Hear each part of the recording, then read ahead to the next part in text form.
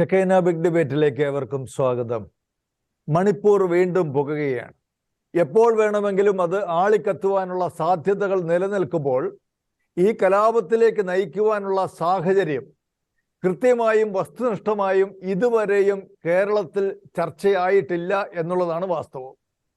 221 ക്രൈസ്തവ ദേവാലയങ്ങൾ അവിടെ അഗ്നിക്കിരയാകുകയും 70-ലേറെ ആളുകൾ കൊല്ലപ്പെടുകയും 45,000-ത്തിലധികം ആളുകൾ പ്രാണരക്ഷാർത്ഥം ക്യാമ്പുകളിൽ കഴിയുകയും ചെയ്യുമ്പോൾ അതിലും വളരെയേറെ ആളുകൾ ജീവനം കൊണ്ട് മറ്റ് സ്ഥലങ്ങളിലേക്ക് പലായനം ചെയ്യുകയും ചെയ്തിരിക്കുന്നു. ഈ കലാപത്തെ ചിലര് ഗോത്രങ്ങൾ തമ്മിലുള്ള കലാപമായി ചിത്രീകരിക്കുമ്പോൾ മറ്റു ചിലരാകട്ടെ വർഗീയ കലാപമാണ് മണിപ്പൂരിൽ സംഭവിക്കുന്നത് എന്ന് ഉറപ്പിച്ചു പറയുന്നു. മണിപ്പൂരിൽ അനിഷ്ട സംഭവങ്ങൾ വീണ്ടും ആവർത്തിക്കുമ്പോൾ അത് സംസ്ഥാനം ഭരിക്കുന്ന BJP സർക്കാരിൻ്റെ പിടിപ്പുകേടാണെന്ന് വിലയിരുത്തപ്പെടുന്നു. അതിൻ്റെ ചലനങ്ങൾ ഇങ്ങ് കർണാടകത്തിൽ വരെ പ്രതിഫലിച്ചു കഴിഞ്ഞു. കേരളത്തിലും ന്യൂനപക്ഷങ്ങൾക്കിടയിൽ വലിയ ആശങ്കയും ഭയവും ഉളവാക്കിയിരിക്കുന്ന ഈ സാഹചര്യത്തിൽ ഷെക്കൈന ബിഗ് ഡിബേറ്റ് ഈ വിഷയം ചർച്ച ചെയ്യുന്നു. മണിപ്പൂർ കേരളത്തിന് നൽകുന്ന മുന്നറിയിപ്പ് എന്ത്? ഈ ചർച്ചയിൽ നമ്മളോടൊപ്പം പങ്കുചേരുന്നു ശ്രീ ജോർജ് കള്ളിവയലിൽ, മാധ്യമ പ്രവർത്തകൻ, ദീപിക ഡൽഹി ബ്യൂറോ ചീഫ്, ഒപ്പം father Johnson Thekkadayil, Ecclesia united forum president, സാമൂഹ്യ നിരീക്ഷകൻ. രണ്ടുപേർക്കും സ്വാഗതം. ശ്രീ ജോർജ് കള്ളിവയലിൽ, ഈ മണിപ്പൂരിൽ സംഭവിച്ചതിൻ്റെ പിന്നിലുള്ള സംഭവ വികാസങ്ങൾ എന്തൊക്കെയാണെന്ന് വാസ്തവത്തിൽ ഇപ്പോഴും പലർക്കും മനസ്സിലായിട്ടില്ല എന്നുള്ളതാണ് നമുക്ക് മനസ്സിലാക്കാൻ കഴിയും. ഒരു സംക്ഷിപ്ത വിവരണം അങ്ങേക്ക് ഈ മണിപ്പൂർ സംഭവവുമായിട്ട് ബന്ധപ്പെട്ട് നമ്മുടെ പ്രേക്ഷകരോട് പങ്കുവയ്ക്കാം. ബിനോയ്, വളരെ സത്യസന്ധമായിട്ടാണ് താങ്കൾ കാര്യം പറഞ്ഞിരിക്കുന്നത്. അതായത് ഞാൻ കഴിഞ്ഞ കാൽനൂറ്റാണ്ടായി ഡൽഹി കേന്ദ്ര പ്രവർത്തിക്കുന്ന ഒരു പത്രപ്രവർത്തകനാണ്. അവിടെ നമ്മൾ പലപ്പോഴും വടക്കിഴക്കൻ സംസ്ഥാനങ്ങളിൽ പോകാറുണ്ട്. വളരെ മനോഹരമായ, കേരളത്തിനേക്കാൾ മനോഹരമായ ചില ഏറെ പ്രദേശമുള്ള വളരെ ശാന്തരായ ജനവിഭാഗങ്ങളുള്ള ഒരു സംസ്ഥാനമാണ് പൊതുവെ മണിപ്പൂര്. നമുക്കറിയാം, പലർക്കും അറിയത്തില്ലാത്തൊരു കാര്യങ്ങളുണ്ട്. ഇവിടെയാണ് ലോകത്ത് ഇന്ന് ഏറ്റവും അധികം പ്രചരിക്കുന്ന പോളോ എന്ന് പറയുന്ന കളി. ഇത് ആദ്യം കണ്ടെത്തിയത് ഈ മണിപ്പൂരിലാണ്. സുഭാഷ് ചന്ദ്രബോസിന്റെ ഇന്ത്യൻ ആർമിയുടെ ഹെഡ്ക്വാർട്ടേഴ്സ് മണിപ്പൂരിൽ. അതുപോലെ രത്നങ്ങളുടെ ഒരു നാടാണ് മണിപ്പൂർ. അപ്പൊ വളരെ പ്രശസ്ത, അതുപോലെ പലരും നമ്മുടെ ഇന്ത്യയുടെ തന്നെ ഒരു അഭിമാനം മേരികോം പോലുള്ള, അതെ, സ്പോർട്സിൽ മേരികോം ഇന്ത്യക്ക് ഏറ്റവും പ്രശസ്തി നേടുന്ന മേരികോമിന്റെ നാട്. അതിലൊക്കെ അപ്പുറത്ത് കിടന്ന് പലരും കരുതുന്നത് പോലെ ഈ ഗോത്ര വിഭാഗങ്ങൾ ക്രൈസ്തവരായതും അല്ലെങ്കിൽ അവര് ഇന്നലെ വന്ന് മതം മാറിയവരാണെന്നൊക്കെയുള്ള ഒരു തെറ്റിദ്ധാരണ പലരുടെ ഇടയിലുണ്ട്. ഇന്ത്യ സ്വാതന്ത്ര്യം കിട്ടുന്നതിന് മുമ്പ്, നൂറ്റാണ്ടിന് മുമ്പെങ്കിലും മിനിമം അവിടെ ക്രൈസ്തവ സഭകള് വലിയ തോതിൽ അവിടെ പ്രചരിച്ചിരുന്നു. അതായത് 100 വർഷത്തിന് മുമ്പ് പഴക്കമുള്ള ഒരു സഭയാണ്, അല്ലാതെ ഇന്നലെ വന്നതല്ല. ആരെങ്കിലും പുതുതായി മതം മാറ്റിയെടുത്തതല്ല. അന്നൊന്നും മതം മാറ്റത്തിന്റെ പ്രശ്നങ്ങളോ ഇപ്പൊ ഉള്ള പോലത്തെ നിയമങ്ങളോ ഒന്നുമില്ല. അപ്പൊ അതങ്ങനെ ഒരു ചരിത്ര പശ്ചാത്തലമുള്ള ഒരു സംസ്ഥാനത്താണ് ഇപ്പൊ 74 പേര് മരിക്കുകയും ഒക്കെ ചെയ്ത വലിയ കലാപം ഉണ്ടായിരിക്കുന്നത്. നമുക്കറിയാം, 3-ാമത്തെ ആഴ്ചയും അവിടെ ഇന്റർനെറ്റ് കട്ട് ചെയ്തിരിക്കുകയാണ്. അവിടെ ഇല്ല, സേവനങ്ങളില്ല. അവിടെ ഇപ്പോഴും അക്രമങ്ങൾ നടക്കുന്നു. മിനിയാന്നും നടന്നു, ഇന്നലെയും നടന്നു. അപ്പം പൂർണ്ണ സൈനിക കൺട്രോളിലാണ് ഇപ്പോൾ സൈനിക, അർദ്ധ സൈനിക വിഭാഗങ്ങൾ. കേന്ദ്ര സർക്കാർ പൂർണ്ണമായി എടുത്ത ശേഷവും അവിടെ കലാപങ്ങൾ നടക്കുന്നു.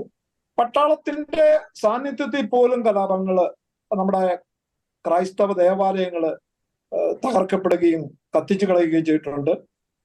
ഇവിടെ ഇത് ഒരു പശ്ചാത്തലം എന്ന നിലയിൽ പറഞ്ഞു എന്നേ ഉള്ളൂ.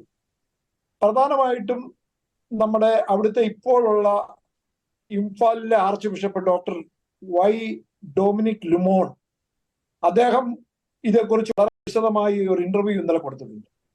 എന്താണ് എന്ന് അദ്ദേഹം എല്ലാ ക്രൈസ്തവ വിഭാഗങ്ങളിലെയും ഒരു യോഗം വിളിച്ചു കൂട്ടിയിരുന്നു. ഇനി എങ്ങനെയാണ് സമാധാനത്തിന്, അത്ര എളുപ്പത്തിൽ മുറിവുണങ്ങില്ല എന്ന കാര്യം ഉറപ്പാണ്.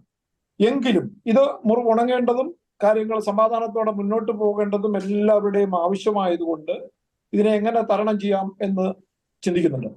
അതിലേക്ക് മുമ്പ് താങ്കൾ ചോദിച്ച ഒരു കാര്യത്തിലേക്ക് ഞാൻ വരാം. മണിപ്പൂരിലെ ഭൂമിയുടെ ഒരു വിഭജനം ആണ് ഒരു പ്രധാന പ്രശ്നമായി തുടക്കം ഇപ്പോൾ. കാരണം 60% ജനങ്ങൾ ഈ 10% വരുന്ന ഇംഫാൽ താഴ്വരയിലാണ് താമസിക്കുന്നത്. അന്ന് പറഞ്ഞാൽ അതൊരു ഒരു ഒരു ഒരു കോപ്പ പോലെയാണ്.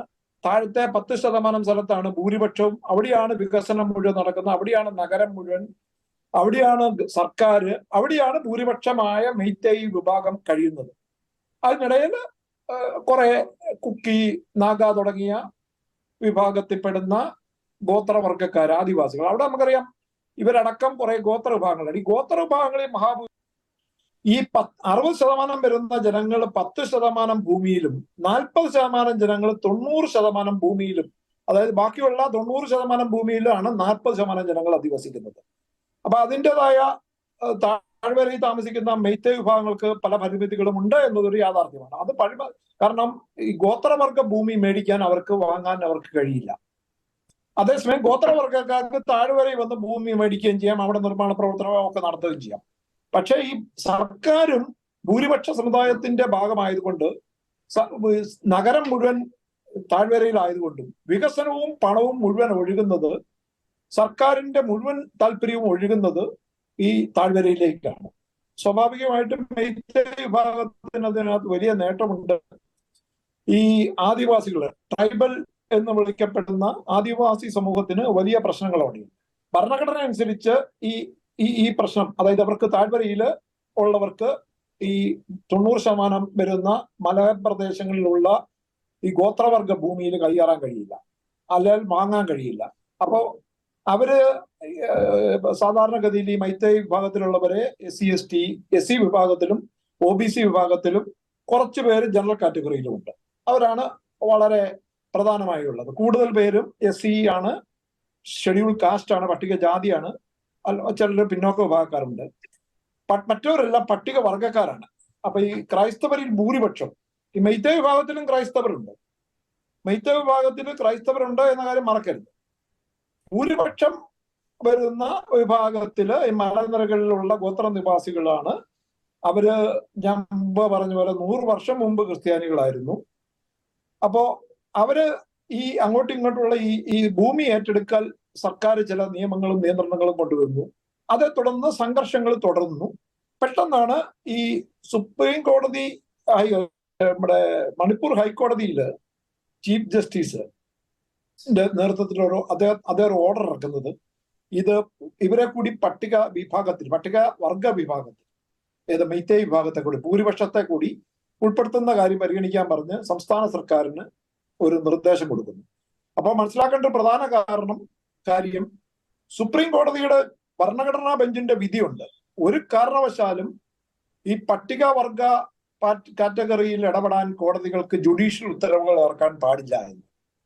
അത് കോടതിയുടെ പരിമിതി വരുന്ന കാര്യമല്ലെന്നും അത് ഭരണഘടനയും പാർലമെന്ററി നിയമപ്രകാരവും ചെയ്യേണ്ട കാര്യമാണെന്നും അതിൽ ഇടപെടാൻ പാടില്ല എന്നും. അപ്പൊ ഇതിന്മേൽ കേസ് സുപ്രീം കോടതി വന്നപ്പോൾ സുപ്രീം കോടതി ചീഫ് ജസ്റ്റിസിനോട് അത് തിരുത്താൻ സമയം കൊടുത്തു, തിരുത്താൻ നിർദ്ദേശിക്കുകയും ചെയ്തു. പക്ഷെ അദ്ദേഹം തിരുത്താൻ തയ്യാറായില്ല.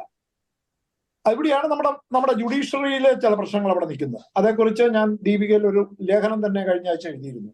എന്താണ് പ്രശ്നം എന്നറിയാൻ. അത് വളരെ വിശദമായി പറയേണ്ട ഒരു കാര്യമാണ്, എങ്കിലും അതിലേക്ക് കിടക്കുന്നില്ല. കാരണം അവിടെ ഒരു പ്രശ്നം അവിടെ നിൽക്കുന്നുണ്ട്. ഇപ്പോഴും അത് തിരുത്തപ്പെട്ടിട്ടില്ല. പക്ഷേ സുപ്രീം കോടതി ഈ ഹൈക്കോടതിയുടെ വിവാദ ഉത്തരവ് സ്റ്റേ ചെയ്യുകയും ഇദ്ദേഹത്തിന്റെ ഈ നടപടി തീർത്തും തെറ്റാണ് എന്ന് പ്രഖ്യാപിക്കുകയും ചെയ്തിട്ടുണ്ട് വിധിയിൽ.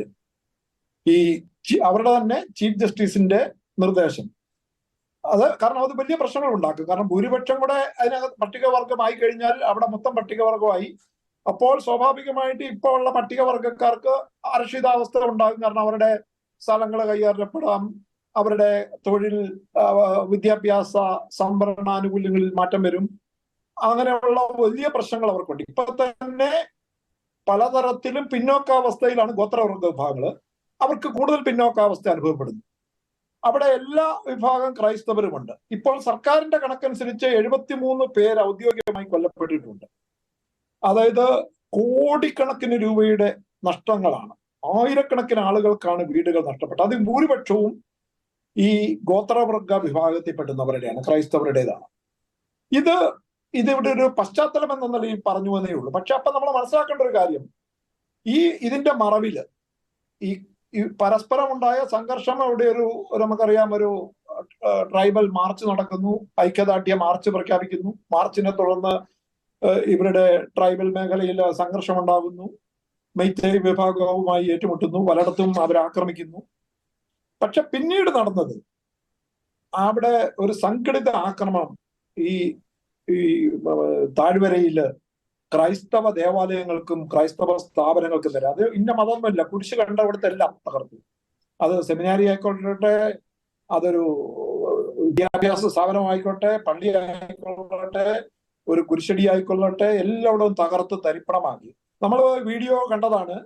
ഇവര് മൈത്തേയും രണ്ട് വിഭാഗങ്ങൾ തമ്മിലുള്ള തർക്കം ഒരു സംവരണ തർക്കമായിരുന്നെങ്കിൽ അവിടെ പള്ളി ആക്രമിക്കേണ്ട കാര്യമില്ല. പള്ളികൾ ഒന്നും രണ്ടുമല്ല ആക്രമിച്ചത്. അവിടുത്തെ ആർച്ച് ബിഷപ്പിന്റെ 250-ലേറെ പള്ളികൾ മാത്രം തകർക്കപ്പെട്ടു എന്നാണ് പറയപ്പെടുന്നത്. സ്വാഭാവികമായിട്ടും അത് ചെറിയ ആക്രമണമല്ല. അപ്പോ അവിടെ കൃത്യമായ ആസൂത്രിതമായ ആക്രമണം, നമ്മൾ പട്ടാളക്കാരുടെ സാന്നിധ്യത്തിൽ ആക്രമിക്കുന്ന വീഡിയോ ഞാൻ കണ്ടു, പോലീസുകാരുടെ സാന്നിധ്യത്തിൽ ആക്രമിക്കുന്ന വീഡിയോ കണ്ടു. ഇതിനൊക്കെ പോലീസുകാർ തടയാൻ പോലും ശ്രമിക്കുന്നില്ല. സംഘടിതമായി മൈത്തേയ് വിഭാഗത്തിലെ ഗുണ്ടകളെ പോലെ വന്ന് കല്ലും വടികളുമായി എത്തി, തോക്കേന്തിയവരും എത്തി, കത്തികളുമായി എത്തി അവര് ആക്രമണം അഴിച്ചുവിടുന്നതും അതിനെ പോലീസ് തടയാതിരുന്നതും, പ്രത്യേകിച്ച് ഇംഫാൽ താഴ്വരയിൽ. അപ്പോ അതൊരു വലിയ പ്രതിസന്ധി ഉണ്ടാക്കിയിട്ടുണ്ട്. അപ്പൊ അതൊരു പള്ളി, ഒരു പള്ളിയുടെ മുകളിൽ കയറി അതിന്റെ ചില്ല് തകർത്ത് അവിടെയുള്ള യേശുക്രിസ്തുവിന്റെ തിരുസ്വരൂപം അടിച്ചു തകർത്ത് പറഞ്ഞാൽ ചുറ്റികയുമായി കയറി അടിച്ചു തകർത്ത ശേഷമാണ് വൈരാഗ്യം, ഒരു മതവിദ്വേഷത്തിനുള്ള എല്ലാ കാര്യങ്ങളും ചെയ്ത ശേഷമാണ് ആ പള്ളി കത്തിക്കുന്നത്. അതുപോലെ നിരവധി പള്ളികൾ അവിടെ എല്ലാം ഒരു കൃത്യമായ ലക്ഷ്യത്തോടുകൂടി ചെയ്തു. അവിടെ ഭരിക്കുന്നത് BJPയുടെ നേതൃത്വത്തിലുള്ള ഒരു ഗവൺമെന്റ് ആണ്. അതിന് കേന്ദ്ര സർക്കാരിന്റെ പൂർണ്ണ പിന്തുണയുണ്ട്. അതുകൊണ്ടാണ് ഈ കലാപം ഉണ്ടായി. പിറ്റേ ദിവസം തന്നെ കേന്ദ്രത്തിന് വിട്ടുകൊടുക്കുന്നു. ഇത് ഇന്ത്യൻ ആർട്ടിക്കിൾ 355 അനുസരിച്ച്, അനുച്ഛേദം 351 പറയും ഭരണഘടന, ലോ ആൻഡ് ഓർഡർ പൂർണ്ണമായി ഏറ്റെടുത്തു. സർക്കാരിനെ പിരിച്ചുവിടുന്നതാണ് 356. പിരിച്ചുവിടാതെ പക്ഷേ കേന്ദ്രം ഒരു സംസ്ഥാനത്തിന്റെ ക്രമസമാധാന പാലനം വളരെ അത്യപൂർവമായി മാത്രമാണ് ഒരു സംസ്ഥാനം മൊത്തം ഏറ്റെടുത്തിരിക്കുന്നത്. ഗുജറാത്തിൽ പോലും അങ്ങനെ ഉണ്ടായിട്ടില്ല. അത് ചില പ്രദേശങ്ങളിൽ മാത്രമാണ് ഏറ്റെടുത്തത്. ഇവിടെ അങ്ങനെയല്ല, മൊത്തം ഏറ്റെടുത്ത ശേഷവും ഇന്റർനെറ്റ് ഉൾപ്പെടെ കട്ട് ചെയ്ത ശേഷവും ജനങ്ങൾക്കുള്ള ന്യായമായ എല്ലാ അവകാശങ്ങളും കട്ട് ചെയ്ത ശേഷവും ഇവിടെ അക്രമങ്ങൾ നടന്നു. അതിന് ഉത്തരവാദി മറ്റാരുമല്ല, കേന്ദ്ര സംസ്ഥാന സർക്കാരുകൾ മാത്രമാണ്. രണ്ടിടത്തും ഭരിക്കുന്നത് BJP ആണ്. അപ്പോ ഇത് അവിടെ മനസ്സിലാക്കേണ്ട ഒരു കാര്യം, അവിടെ മറ്റ് ഹൈന്ദവ ദേവാലയങ്ങളൊന്നും ആക്രമിക്കപ്പെട്ടിട്ടില്ല. അവിടെ ദേവാലയങ്ങൾ മാത്രമാണ്. എല്ലാ വിഭാഗം ക്രൈസ്തവ ദേവാലയങ്ങളും അവിടെ കൊണ്ട് ആക്രമിക്കപ്പെട്ടു. അതിനകത്ത് ചെറുതും വലുതും വലിയ ഗ്രൂപ്പുകളും പെന്തക്കോസ്തൽ വിഭാഗങ്ങളും ലൂതറൻ ചർച്ചുകളും മെത്തഡിസ്റ്റ് ചർച്ചുകളും കത്തോലിക്ക ദേവാലയങ്ങളും ഓർത്തഡോക്സ് ദേവാലയങ്ങളും ഒക്കെ തകർക്കപ്പെട്ടു. അപ്പൊ അവിടെ ഒരു ക്രൈസ്തവ വിരുദ്ധത കൃത്യമായി കാണാൻ കഴിയും ഈ അക്രമത്തിന് പിന്നിൽ, കലാപത്തിന് പിന്നിൽ. എന്നിട്ട് അത് അടിച്ചമർത്താൻ വൈകി എന്ന് പറയുമ്പോൾ ഈ 73 പേർ ഔദ്യോഗികമായി കൊല്ലപ്പെട്ടു എന്ന് പറയുമ്പോൾ അനൗദ്യോഗികമായി കൊല്ലപ്പെട്ട പലരും, ഇതിൽ തന്നെ ചിലരൊക്കെ സർക്കാർ പറയുന്നത് മറ്റു കാരണങ്ങൾ കൊണ്ടുകൂടിയാണ് മരിച്ചത് അവർക്ക് എന്നാണ്. ഇത് കൃത്യമായ കലാപത്തിൽ ആണ് കൊല്ലപ്പെട്ടത്. കൊല്ലപ്പെട്ടവരിൽ ഭൂരിപക്ഷവും ഗോത്രവർഗ വിഭാഗക്കാരുമാണ്. അതൊന്നും യാദൃശ്ചികമായി സംഭവിച്ചതല്ല എന്ന് മനസ്സിലാക്കാൻ അവിടെയുള്ള, കാരണം ഇന്നലെയും അവിടെ എത്തിയ ഒരു പത്രലേഖനുമായി ഞാൻ സംസാരിച്ചു. അവരൊക്കെ തരുന്ന വിവരമനുസരിച്ച് ആസൂത്രിതമായ ഒരു പദ്ധതി, അവിടെ ഒരു വർഗീയ ചേരിതിരിവിനുള്ള ഒരു പദ്ധതി കൂടി ഇതിന്റെ മറവിൽ നടന്നിരിക്കുന്നു. അതിന് സർക്കാരിന്റെ പിന്തുണയുണ്ട്, പട്ടാളത്തിന്റെ പിന്തുണയുണ്ട്, കോടതിയുടെ പോലും പിന്തുണയുണ്ട് എന്ന് സംശയിക്കേണ്ടി വരും. അമ്പലങ്ങളും തകർക്കപ്പെട്ടതായിട്ടുള്ള റിപ്പോർട്ടുകൾ വന്നിട്ടുണ്ടല്ലോ സാർ? ഉണ്ട്. അമ്പലങ്ങൾ തകർക്കപ്പെട്ടില്ല എന്നല്ല, 12ഓളം അമ്പലങ്ങൾ തകർക്കപ്പെട്ടതായിട്ടുള്ള അമ്പലങ്ങൾ തകർക്കപ്പെട്ടില്ലെന്നല്ല, സ്വാഭാവികമായിട്ടും അടിയും തിരിച്ചടിയും ഉണ്ടാവുമല്ലോ. അവിടെ ഇവരും ശക്തരാണ്. 41% വരുന്ന ഗോത്രവർഗ വിഭാഗക്കാര് അവരും ശക്തര് തന്നെയാണ്. തീർച്ചയായിട്ടും അവരുടെ മേഖലകളിൽ അവർ പ്രത്യേകിച്ച് ശക്തരാണ്. സ്വാഭാവികമായിട്ടും അവര് എല്ലാം ഇതുപോലെ കേരളത്തിലെ പോലെ വിദ്യാഭ്യാസവും വളരെ സൗമ്യതയും ഉള്ളവരാകണമെന്ന് നിർബന്ധമില്ല. ആദിവാസി വിഭാഗങ്ങളാണ് എന്ന കാര്യം കൂടെ മനസ്സിലാക്കണം. അപ്പോ അവിടെ അടിയും തിരിച്ചടിയും ഉണ്ടായിട്ടുണ്ട്. പക്ഷെ അവിടെ എന്തുകൊണ്ട് ഇതിന്റെ മറവിൽ കൃത്യമായി ഒരു ക്രൈസ്തവ പീഡനം നടന്നു എന്ന് വിശദീകരിക്കുവാൻ ഇതുവരെ ആരും തയ്യാറായിട്ടില്ല. അല്ലെങ്കിൽ ഇത് എന്തുകൊണ്ട് ഇപ്പോ പോലും ഇത് കൃത്യമായി അടിച്ചമർത്താനോ തടയാനോ കഴിയാതെ പോയി. വളരെ വ്യക്തമാണ്. പറഞ്ഞു സാർ, കണ്ടിന്യൂ ചെയ്തു. മൂന്നാമത്തെ ആഴ്ച കഴിഞ്ഞിട്ടും ഈ പ്രശ്നം അവിടെ നിലനിൽക്കുകയാണ്. അതിനകത്ത് ഇത് രാജ്യത്ത് വലിയ പല കാര്യങ്ങളും നമുക്കറിയാമല്ലോ. അത് കാണ്ടമാൽ മുതൽ ഇന്ത്യയിലെ ഒട്ടുക്ക് കർണാടകയിലും ഒരു ന്യൂനപക്ഷ വിരുദ്ധ സമീപനം പലപ്പോഴും ഉണ്ടാവുന്നു. അതിനെതിരെ ശബ്ദിക്കാതിരിക്കുന്നു. നമുക്കറിയാം, ഓസ്ട്രേലിയയില് അമ്പലം ഉണ്ടായതിനെതിരെ പ്രതിഷേധിച്ചു. ഉക്രൈനില് മനുഷ്യത്വ രഹിതമായ കാര്യങ്ങൾ നടന്നതിനെതിരെ മനുഷ്യാവകാശങ്ങൾ ലംഘിക്കപ്പെട്ടു എന്ന് പ്രധാനമന്ത്രി ക്വാഡ് മീറ്റിംഗിൽ പറഞ്ഞു. അവിടെ ഓസ്ട്രേലിയയിലൊക്കെ പറഞ്ഞു. അതിനുശേഷം അപ്പോഴും ഇന്ത്യയിൽ അദ്ദേഹത്തിന്റെ 74 പേര് കൊല്ലപ്പെടുകയും 3 ആഴ്ചയായി കലാപം തുടരുകയും ചെയ്യുന്ന, അവിടെ മൊത്തം കത്തിയെരിഞ്ഞ ഒരു കാര്യത്തെക്കുറിച്ച് സമ്പൂർണ്ണ മൗനം പാലിക്കുന്നത് തികച്ചും തെറ്റാണ്. അത് രാജ്യത്തിന് നൽകുന്ന സന്ദേശം വളരെ തെറ്റാണ്. ഞാൻ തിരിച്ചു വരാം അങ്ങയുടെ വിശദീകരണങ്ങളിൽ നിന്ന്. മണിപ്പൂരിൽ സംഭവിച്ചുകൊണ്ടിരിക്കുന്നതിന്റെ ഒരു സംക്ഷിപ്ത വിവരണം അങ്ങ് തന്നു. വളരെ വ്യക്തമാണ് കാര്യങ്ങൾ. ഫാദർ ജോൺസൺ തേക്കടയിൽ, ഇപ്പോൾ കള്ളുവേൽ സാർ പറഞ്ഞതുപോലെ ശരിക്കും ഒരു ആസൂത്രിതമായ ക്രൈസ്തവ വേട്ട മണിപ്പൂരിൽ നടന്നിട്ടുണ്ടോ? അതോ മുൻപ് പലരും പറഞ്ഞിരുന്നത് പോലെ 2 ഗോത്രങ്ങൾ തമ്മിലുള്ള കുടിപ്പകയുടെ പേരിൽ വർഷങ്ങളായിട്ട് നൂറ്റാണ്ടുകളായിട്ട് നിലനിൽക്കുന്ന പരസ്പരമുള്ള പ്രശ്നങ്ങൾ മാത്രമാണോ ഇതിന്റെ പിന്നിൽ? അതോ വാസ്തവമായിട്ടും അവിടെ ക്രൈസ്തവരെ ഉന്മൂലനം ചെയ്യുക എന്നുള്ള ലക്ഷ്യത്തോടു കൂടിയുള്ള കൃത്യമായ ചില അജണ്ട അവിടെ ആരെങ്കിലും നടപ്പാക്കുകയായിരുന്നു? വളരെ ഖേദകരമായ ഒരു വിഷയവുമായിട്ടാണ് നമ്മൾ ചർച്ച ചെയ്യുന്നതെങ്കിലും ഷക്കീന ചാനൽ ഈ വിഷയം എടുത്തതിലുള്ള കൃത്യമായ നന്ദി ഞാൻ അറിയിക്കുകയും ഇതിനാപ്റ്റായിട്ടുള്ള ഈ കാര്യങ്ങളെക്കുറിച്ച് ശരിയായ നിഷ്പക്ഷമായ വിവരണം തരുവാൻ തക്കവണ്ണം യോഗ്യനായ ഏറ്റവും പ്രധാനപ്പെട്ട നമ്മുടെ ബഹുമാനപ്പെട്ട ജോർജ് കള്ളുവേൽ സാറ് ഈ കാര്യങ്ങൾ പറഞ്ഞത് കേട്ടപ്പോൾ എനിക്ക് വളരെ സന്തോഷം തോന്നി. സന്തോഷം ഇൻ ദ സെൻസ് ഞാൻ വേദനിക്കുന്നുണ്ട് ഒരു ഹൃദയത്തിൽ. എന്നാൽ അതോടൊപ്പം തന്നെ ആ നിഷ്പക്ഷമായിട്ടുള്ള വിവരണം കിട്ടിയതിലുള്ള സന്തോഷം അറിയിക്കുകയാണ്. ഞാൻ ദീപികയിൽ പല സന്ദർഭത്തിലും ഇത് വായിച്ചിരുന്നു. എൻ്റെ സ്നേഹിതന്മാരായിട്ടുള്ള പല അവിടെയുള്ള അച്ഛന്മാരുമായിട്ട് ഞാൻ ഈ വിഷയത്തെക്കുറിച്ച് ദിനംപ്രതി ചർച്ച ചെയ്തുകൊണ്ടിരിക്കുകയാണ്. ഇന്നലെ രാത്രിയിൽ ഞങ്ങള് നാഷണൽ ലെവലിൽ ഒരു പ്രെയർ മീറ്റിംഗ്, മണിപ്പൂരിന് വേണ്ടി പ്രത്യേകിച്ചുള്ള ഒരു പ്രെയർ മീറ്റിംഗ് സൂമിൽ കൂടുകയുണ്ടായി. അഭിവന്യ ജോഷുവ മാർ ഇഗ്നാത്യോസ് പിതാവ് അടക്കമുള്ള ഒരുപാട് ആളുകൾ, അച്ഛന്മാര്, പാസ്റ്റേഴ്സ്, ഇങ്ങനെ വ്യത്യസ്ത തുറകളിലുള്ള വക്കീൽമാരും ദൈവഭക്തരായിട്ടുള്ള ആളുകളെല്ലാം അതിൽ പങ്കെടുക്കുകയുണ്ടായി. മണിപ്പൂരിൽ നിന്ന്, ഇംഫാലിൽ നിന്ന് ഈ ഒരു കാര്യം നമ്മളെ അറിയിക്കാൻ വേണ്ടി വെളിയിലേക്ക് വന്ന ഒരു അച്ഛൻ ഇന്നലെ ഈ കാര്യത്തെക്കുറിച്ച് വളരെ കൃത്യമായിട്ട്, അവിടുത്തുകാരനായിരിക്കുന്ന ഒരു അച്ഛൻ ഈ കാര്യത്തെക്കുറിച്ച് ഒരു നല്ല ഡിസ്ക്രിപ്ഷൻ തന്നു. അതുകൂടാതെ എൻ്റെ സ്നേഹിതന്മാരായിട്ടുള്ള, എൻ്റെ സ്നേഹിതൻ എന്ന് പറഞ്ഞാൽ ഒന്നെൻ്റെ സീനിയർ അച്ഛനാണ്. സീനിയർ അച്ഛന് അവിടുത്തെ കുക്കി സഭയിലെ ഒരു സീനിയർ പട്ടക്കാരനാണ്. അദ്ദേഹം ഓങ്കോത്തോങ് എന്ന് പറയുന്ന അച്ഛനുമായിട്ട് ഞാൻ നിരന്തരം ബന്ധപ്പെട്ടുകൊണ്ടിരുന്നു. അങ്ങനെ ഇരിക്കുമ്പോൾ പെട്ടെന്ന് തന്നെ നെറ്റെല്ലാം പോയത് കൊണ്ട് ഫോണിൽ കൂടെ മാത്രമേ ഞങ്ങൾക്ക് സംസാരിക്കാൻ കഴിയുള്ളെങ്കിലും ചില മേഖലകളിൽ അദ്ദേഹത്തിന് റേഞ്ച് കിട്ടുന്നില്ല എന്ന് പറഞ്ഞു. പിറ്റേ ദിവസം വിളിച്ചോ പറഞ്ഞു, ഞാൻ എവിടെയാണെന്ന് എനിക്ക് തന്നെ അറിഞ്ഞുകൂടാ, കാരണം ദേ വർ ഡിസ്ലൊക്കേറ്റഡ്. അവരെ കാടുകളിലേക്ക് ചിതറിപ്പോകുന്ന കാര്യങ്ങളെ കുറിച്ച് പറഞ്ഞതൊക്കെ ഞാനൊന്ന് വിവരിക്കാം. അതുപോലെ എൻ്റെ വേറെ ഒരു സ്നേഹിതനായിട്ടുള്ള, ജൂനിയർ ആയിട്ടുള്ള എൻ്റെ കൂട്ടുകാരൻ അച്ഛൻ ഡെബൻ സിംഗ്, അദ്ദേഹം മൈത്തീസിന്റെ ഇടയിൽ നിന്നുള്ള ഒരു അച്ഛനാണ്, മൈത്തീസിന്റെ ഒരു പട്ടക്കാരനാണ്. അപ്പം 2 വേർഷൻസും വളരെ കൃത്യമായിട്ട് ഇന്നലേക്ക് മുമ്പേ എനിക്ക് കിട്ടിയിരുന്നു. എന്നാൽ ഇന്നലെ 2 വിഭാഗത്തിൽ നിന്നുള്ള ആളുകളും ഇന്നലത്തെ മീറ്റിംഗിൽ ഞങ്ങളോട് സംസാരിക്കുകയുണ്ടായി. അതിൽ പങ്കെടുത്തുള്ള ആളുകൾക്കൊക്കെ വളരെ ഹൃദയസ്പർശനീയമായിട്ടും കണ്ണുനീരിന്റെ അനുഭവം ഉണ്ടാകുന്ന അവസ്ഥകളാണ് അവർ പറഞ്ഞത്. അത് കൂടുതലും ജോർജ് കള്ളിവേൽ സാർ പറഞ്ഞ കാര്യങ്ങളുമായിട്ട് ബന്ധപ്പെട്ട കാര്യങ്ങൾ തന്നെയാണ്. ഞാൻ അതിലേക്ക് പോകുന്നതിന് മുമ്പ് എന്നോട് ബിനോയ് സാർ ചോദിച്ച ചോദ്യത്തിലേക്ക് വരാം. ആ ചോദ്യം ഇത് ആസൂത്രിതമായിട്ടാണോ എന്നുള്ളതാണ്. ആസൂത്രിതമാണോ എന്ന് അറിയണമെങ്കിൽ നമ്മൾ അവിടുത്തെ ഒരു ചരിത്ര പശ്ചാത്തലം അറിയണം. നമുക്കറിയാവുന്ന പോലെ ഇന്ത്യയിൽ 4 കുടിയേറ്റങ്ങൾ നടന്നിട്ടുണ്ട്. 4 പ്രധാനപ്പെട്ട കുടിയേറ്റങ്ങൾ. ഇന്ത്യയിൽ ഒരു ജനതയും ഇല്ലാതിരുന്ന സമയത്ത് ആദ്യമായിട്ട് ഇന്ത്യയിലേക്ക് കുടിയേറി വന്നതാണ് നിഗ്രിറ്റോസ്. ആ നിഗ്രിറ്റോസിന്റെ കുടിയേറ്റത്തിന് ശേഷം പ്രോട്ടോ ഓസ്ട്രേലിയൻസ് കുടിയേറപ്പെട്ടു.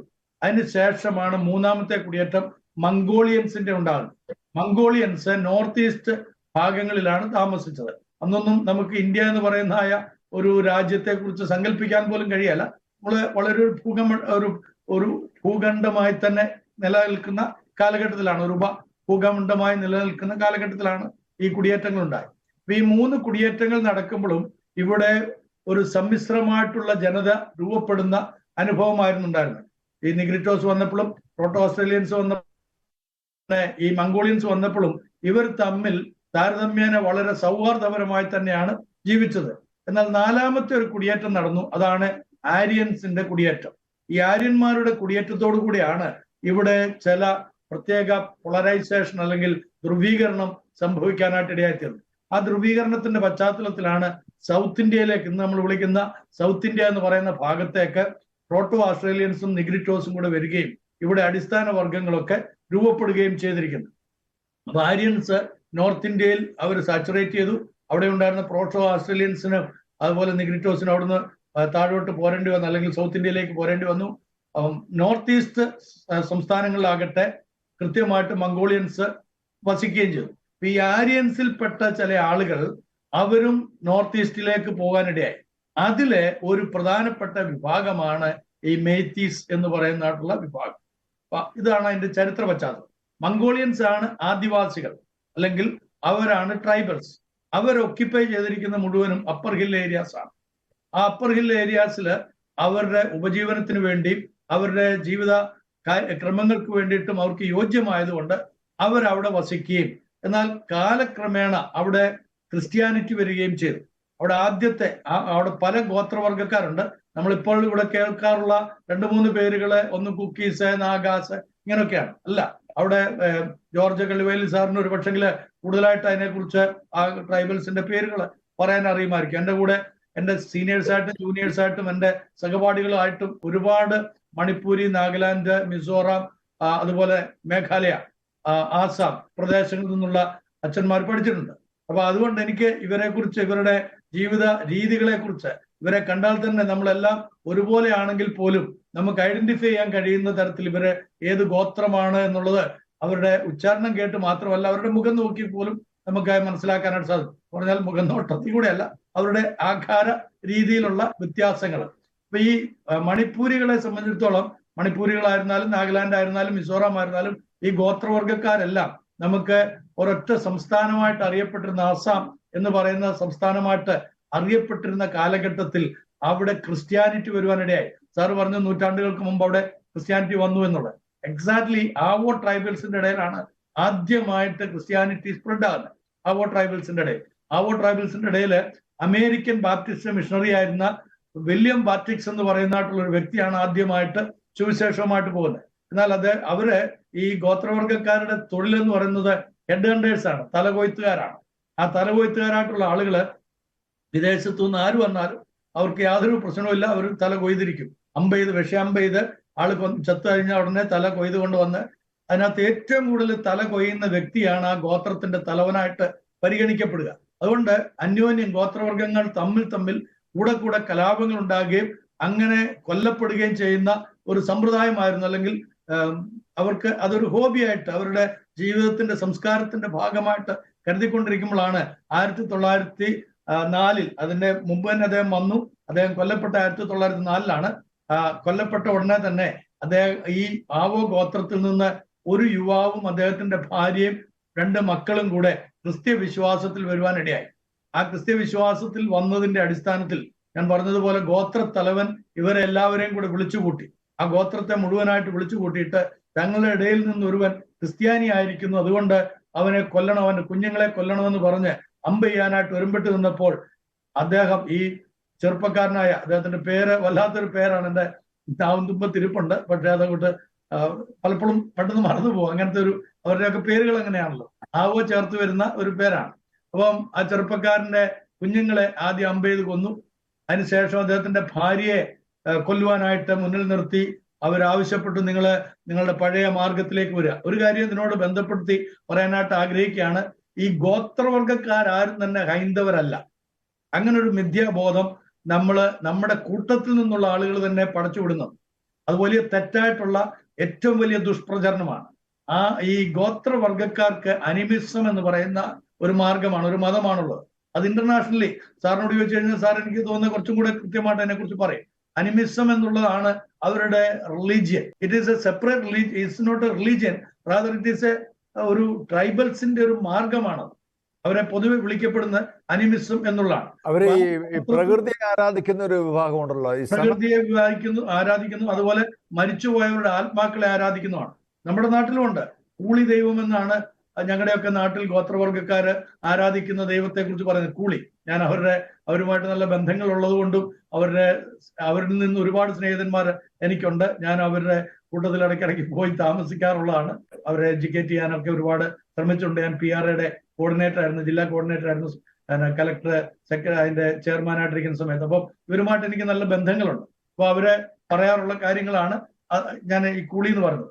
അതേപോലെയുള്ള ഞങ്ങളുടെ കൂടെ പഠിച്ച വിദ്യാർത്ഥികളും സെമിനാരിലൊക്കെ, എന്റെ സെമിനാരിലും പഠിച്ചിട്ടുണ്ട്. ഞാൻ പ്രിൻസിപ്പാൾ ആയിരിക്കുന്ന സമയത്തും അവിടെയും വന്ന് വിദ്യാർത്ഥികൾ പഠിച്ചിട്ടുണ്ട്. അപ്പം അവരൊക്കെ ഈ മരിച്ചുപോയ ആത്മാക്കളെ ആരാധിക്കുന്ന വിഭാഗത്തിൽ നിന്ന് വന്നവരാണ്. അപ്പം ഈ ഗോത്രവർഗക്കാരിൽ ആ ചെറുപ്പക്കാരനോട് പറഞ്ഞു, നീ മടങ്ങി വരണം, നമ്മുടെ മാർഗത്തിലേക്ക് മടങ്ങി വരണം എന്ന് പറഞ്ഞപ്പോൾ അവൻ പറഞ്ഞു, ഇല്ല, ഞാനും എൻ്റെ കുഞ്ഞുങ്ങളും എൻ്റെ ഭാര്യയും ഒക്കെ യേശുവിനെ സ്വീകരിച്ചിരിക്കുന്നു, ഞങ്ങൾ മടങ്ങി വരികയില്ല. അപ്പോൾ ഈ സ്ത്രീ അന്നാണ് ആദ്യമായിട്ടൊരു പാട്ട് ലോകത്തിലെ എല്ലാ ഭാഷകളിലേക്കും ട്രാൻസ്ലേറ്റ് ചെയ്ത മനോഹരമായ ഒരു പാട്ട്. അതിന്ന് നമ്മുടെയൊക്കെ ചർച്ചുകളില് ലോകത്തിലെ എല്ലായിടങ്ങളിലും പാടുന്നുള്ള ഒരു പാട്ടാണ്. സൺഡേ സ്കൂളിലൊക്കെ നമ്മൾ കുഞ്ഞുങ്ങളെ പഠിപ്പിക്കുന്ന ഒരു പാട്ടാണ്. I have decided to follow Jesus, no turning back, no turning back. അത് അവരുടെ ഭാഷയില്, അവർക്ക് ഇംഗ്ലീഷ് ലിപികളാണ്. ആ ഭാഷയിൽ ആദ്യമായിട്ട് പാടിയതായിട്ടുള്ള സ്ത്രീ, ആ സഹോദരി, അത് പാടിക്കഴിഞ്ഞു കഴിഞ്ഞപ്പോൾ, ആ 2 ലൈൻ പാടിക്കഴിഞ്ഞപ്പോൾ അവളെ അവര് അമ്പ് ചെയ്ത് കൊന്നു. അവളവിടെ വീണ് പടഞ്ഞ സമയത്ത് ഭർത്താവ് മുട്ടുകുത്തിക്കൊണ്ട് അടുത്ത ചരണം, അദ്ദേഹത്തിന്റെ വായിൽ നിന്ന് അടുത്ത ചരണം വന്നു. എന്താണെന്നറിയാമോ? Thy cross before me, the world behind me. ക്രൂശന്റെ മുൻപിൽ ലോകമൻ പിന്മാറാതെ പിൻഗമിക്കും എന്നുള്ളതായ ആ പാട്ട്. ആ 4 വരികളും അവർ പാടിക്കഴിഞ്ഞപ്പോൾ ആ ഭർത്താവിനെ കൂടെ, ആ ചെറുപ്പക്കാരനെ കൂടെ അവര് അമ്പ് ചെയ്ത് കൊന്നു. അദ്ദേഹം അവിടെ വീണ് പടച്ചു. 2 കുട്ടികളും ഭാര്യയും ഭർത്താവും എല്ലാവരും കൂടെ അവിടെ വീണ് മരിച്ചു കഴിഞ്ഞ സമയത്ത് ആ ഗോത്ര തലവന്റെ ഉള്ളിൽ വലിയ ഒരു മാറ്റമുണ്ടായി. അദ്ദേഹം ചിന്തിക്കാൻ തുടങ്ങി, വിദേശത്തു നിന്ന് ചില ആളുകളിലൂടെ വന്നു, അവരെ തങ്ങൾ കൊന്നു, അവർ യേശുവിനെ കുറിച്ച് പ്രസംഗിച്ചതിന്റെ കാരണത്താലാണ് അവരെ കൊന്നിരിക്കുന്നത്. ഇപ്പോൾ ഇതാ തങ്ങളുടെ ഗോത്രത്തിൽ നിന്ന് പോലും ഒരു ചെറുപ്പക്കാരനും അവന്റെ കുടുംബവും യേശുവിന് വേണ്ടി മരിക്കുവാനായിട്ട് തീരുമാനമെടുത്ത് മരിച്ചല്ലോ. അപ്പോൾ ഇതിൽ സത്യമുണ്ട്, യേശു സത്യദൈവമാണ്. കാരണം അദ്ദേഹം ഈ കാര്യത്തെക്കുറിച്ചൊക്കെ പറഞ്ഞതിന് ശേഷമാണ് കൊല്ലപ്പെടുന്നത്. ഈ ചെറുപ്പക്കാരൻ യേശുവിനെ കുറിച്ചുള്ള പ്രേക്ഷിത സംസാരമൊക്കെ കഴിഞ്ഞതിന് ശേഷമാണ് അദ്ദേഹം കൊല്ലപ്പെടുന്നത്. അപ്പോൾ ആ ഗോത്ര തലവൻ അവരോടായിട്ട്, അവിടെ കൂടിയുന്ന ഗോത്രവർഗക്കാരോടായിട്ട് പറഞ്ഞു, നിങ്ങൾക്ക് വേണമെങ്കിൽ എന്നെയും കൊല്ലാം, ഞാനും ഈ യേശുവിനെ പിന്തുടരുവാൻ തീരുമാനിച്ചിരിക്കുന്നു എന്ന് പറഞ്ഞ് മുട്ടുകുത്തി അദ്ദേഹം ആ പെൺകുട്ടി പാടിയതായ, ആ സ്ത്രീ പാടിയതായിട്ടുള്ള പാട്ടിന്റെ കോറസിന് ഏറ്റുപാടി. അത് കണ്ടപ്പോൾ അറിഞ്ഞോ അറിയാതെയോ അവിടെ ഉണ്ടായിരുന്ന സകല ഗോത്രവർഗക്കാരും അവരും മുട്ടുകൾ മടക്കി കൈകൾ ഉയർത്തിക്കൊണ്ട് അവരും പാടി, we have decided to follow Jesus, no turning back, no turning back. അങ്ങനെ 100% ഈ ആവോ ട്രൈബൽ ക്രിസ്തീയ വിശ്വാസത്തിലേക്ക് വരികയുണ്ടായി. ആദ്യമായിട്ട് ക്രിസ്തീയ വിശ്വാസത്തിലേക്ക് വന്ന ട്രൈബ്സ് ആണ് ആവോ ട്രൈബ്സ്. അതിനുശേഷം റാപ്പിഡ് ഗ്രോത്ത് ആയിരുന്നു. എല്ലാ മേഖലകളിലേക്കും ഈ ഗോത്രവർഗക്കാര് സുവിശേഷവുമായിട്ട് പോവുകയും അങ്ങനെ ഗോത്രവർഗക്കാരിൽ 98-100% ആളുകള് ക്രിസ്തീയ വിശ്വാസത്തിലേക്ക് വന്നത് 1900-ന്റെ ആരംഭത്തിലാണെന്ന് ഓർക്കണം. അപ്പൊ ഇവിടെ ഇന്ത്യയിൽ തന്നെ പറഞ്ഞ സംഭവം മുമ്പ് ഞാനിങ്ങനെ പല ആൾക്കാരും പ്രസംഗിച്ച് കേട്ടിട്ടുണ്ട്, ഞാൻ വായിച്ചിട്ടുണ്ട്. ഇത് കൃത്യമായിട്ട് നടന്നത് 1900-ങ്ങളുടെ ആരംഭത്തിലാണോ? 1904. ഓ, 20 minutes. ഓക്കെ. അപ്പം അതിനുശേഷം എല്ലാ സ്ഥലങ്ങളിലേക്കും ഈ പ്രേക്ഷിത ദൗത്യത്തിന് വേണ്ടി അവിടുന്ന് തന്നെ അവര് മാനസാന്തരപ്പെട്ടപ്പോൾ ഉണ്ടായ ഒന്നാമത്തെ കാര്യം തലപോയ്ത്ത് നിർത്തി എന്നുള്ള, മനുഷ്യരെ കൊല്ലുന്ന നിർത്തി. അവര് നരസ്നേഹികളായിട്ട് മാറി. യഥാർത്ഥത്തിൽ ക്രിസ്തുവിനെ കണ്ടെത്തിയാൽ എന്തെല്ലാം മാറ്റം അവരുടെ ജീവിതത്തിൽ ഉണ്ടാകുമോ, ഒരു വ്യക്തിയുടെ ജീവിതത്തിൽ ഉണ്ടാകുമോ, അത് മുഴുവനായിട്ടുണ്ടായി. അതുവരെ അവര് മറ്റുള്ളവരെ കൊല്ലുക മാത്രമല്ല, എല്ലാവരോടും വിഘടനവാദവുമായിട്ട് നടന്നവരായിരുന്നു. രാഷ്ട്രത്തോട് യോജിക്കാതെ ജീവിച്ചവരാണ്. എന്നാൽ പിന്നീട് പല സംസ്ഥാനങ്ങളിൽ രൂപപ്പെട്ടു. നമുക്കറിയാവുന്ന പോലെ 1963 64 സാറിന് അറിയുമായിരിക്കും ഡേറ്റ് എക്സാക്ട്ലി, മണിപ്പൂര് ഫോം ചെയ്യപ്പെട്ടു. അതിനുശേഷം അവിടെ ഈ മേത്തീസും കുക്കീസും തമ്മിൽ വലിയ കുഴപ്പങ്ങളില്ലാതെ, ട്രൈബൽസും ഇവരും തമ്മിൽ കുഴപ്പങ്ങളില്ലായിരുന്നു. അതിന്റെ 2 കാരണങ്ങളുണ്ട്. അതിന്റെ കാരണത്തിൽ ഒന്ന്, ഈ മേത്തീസിനെ സംബന്ധിച്ചിടത്തോളം അവര് ആ പ്രദേശത്ത് താമസിക്കുന്ന, അവര് മലമ്പ്രദേശങ്ങളിലേക്ക് പോവുകയല്ല, താഴ്വാരങ്ങളിലാണ്. അവരുടെ കയ്യിലായിരുന്നു അധികാരം മുഴുവനും. ഇപ്പോഴും അങ്ങനെ തന്നെയാണ്. അധികാരം മുഴുവനും അവരുടെ കയ്യിലാണ്. ഏറ്റവും കൂടുതൽ ഇപ്പം സാറ് പറഞ്ഞ കണക്കിനകത്ത് ഇന്നലെ ഒരു റവറന്റ് സുരേഷ്, ഞാൻ പറഞ്ഞല്ലോ അവിടുന്ന്, അദ്ദേഹത്തിന്റെ പേര് വേറൊരു പേരും കൂടെ ഉണ്ട്, ഞാനത് വെളിപ്പെടുത്തരുതെന്ന് അദ്ദേഹം കൃത്യമായിട്ട് പറഞ്ഞിരുന്നു. അദ്ദേഹം വെളിയിൽ വന്നിട്ട് ഈ കാര്യങ്ങളെ കുറിച്ച് കൃത്യമായിട്ട് പറഞ്ഞു. ഒരു കാര്യം കൂടി ഇതിനോട് ബന്ധപ്പെട്ട് പറയട്ടെ. അവിടെ സംഭവിക്കുന്ന കാര്യം അവിടുത്തെ ആസൂത്രിതമാണോ എന്നുള്ള ചോദ്യത്തിന്റെ ഉത്തരം അതെ എന്ന് പറയാൻ ഉള്ള ഒരു കാരണം, ചില സമയങ്ങളിൽ CM അവർക്ക് ഇൻഡിക്കേഷൻ കൊടുക്കും, ഇന്ന സമയത്ത് ഇവിടെ നെറ്റ് അവൈലബിൾ ആയിരിക്കും. ആ ഒരു മണിക്കൂർ, 1.5 മണിക്കൂർ കൊണ്ട് അവരെടുത്തിരിക്കുന്ന പിക്ചേഴ്സ്, അവരെടുത്തിരിക്കുന്ന കാര്യങ്ങൾ, ഇത് കേവലം ഒരു ഗോത്രവർഗങ്ങൾ തമ്മിലുള്ള പ്രശ്നമാണെന്ന് പറയാൻ വേണ്ടിയിട്ട് ലോകത്തോട് അത് പ്രചരിപ്പിച്ചുകൊണ്ടിരിക്കുകയാണ്. അങ്ങനത്തെ മെസ്സേജുകളാണ് കൂടുതലും ലോകത്തിൽ വന്നുകൊണ്ടിരിക്കുന്നത്. അപ്പൊ അത് CM തന്നെയാണ് അങ്ങനെ നിർദ്ദേശം കൊടുക്കുന്നത് എന്ന് വ്യക്തതയുണ്ടോ? ഉണ്ട്. കാരണം നമ്മൾ പറയുന്നതല്ല, അവരുടെ മണിപ്പൂരിലെ ഒരു MLA അവരുടെ BJPയുടെ MLA പറഞ്ഞാണ്. BJPയുടെ MLA പറഞ്ഞിരിക്കുന്നു. അദ്ദേഹം വെളിയിൽ വന്നിട്ട്, നിങ്ങൾക്കറിയാം, കാപ്പൂറുമായിട്ട് നടത്തിയിട്ടുള്ള, അല്ലെ സാറ് കേട്ടായിരുന്നു ആ ഇന്റർവ്യൂ? അതെ, ഒരാളല്ല, അവര് 10 MLA-മാര്, അതിനകത്ത് 6 പേര് BJP-ക്കാരാണ്. അവർ പരസ്യമായിട്ട് സർക്കാരിനെതിരെ തിരിഞ്ഞായിരുന്നു ഇക്കാര്യത്തില്. അതെ.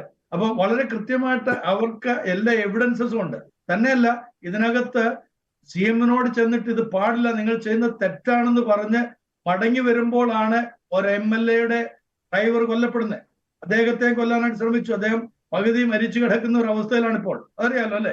അപ്പൊ ഇതിനകത്ത് ആസൂത്രിതമായിട്ടുള്ള കാര്യങ്ങൾ നടന്നിട്ടുണ്ട്. രണ്ടാമത്തെ കാര്യം, ഈ മേത്തീസിന്റെ കയ്യിൽ അധികാരമുണ്ട്. അതോടൊപ്പം തന്നെ മറ്റേ കുക്കീസിനെ സംബന്ധിച്ചിടത്തോളം അവരിൽ നിന്നുള്ള MLA-മാരെല്ലാം തന്നെ ക്രിസ്ത്യ വിശ്വാസികളാണ്. അവരൊരിക്കലും ഒരു കലാപത്തിന് ആഹ്വാനം കൊടുക്കുന്നവരല്ല. അവിടുത്തെ സാധാരണപ്പെട്ട സ്കൂളുകളിൽ പോലും പഠിപ്പിക്കുന്നവര് കുറച്ചെങ്കിലും തിയോളജി പഠിച്ചവരാണ്. അതാണ് വേറെ പ്രത്യേകം.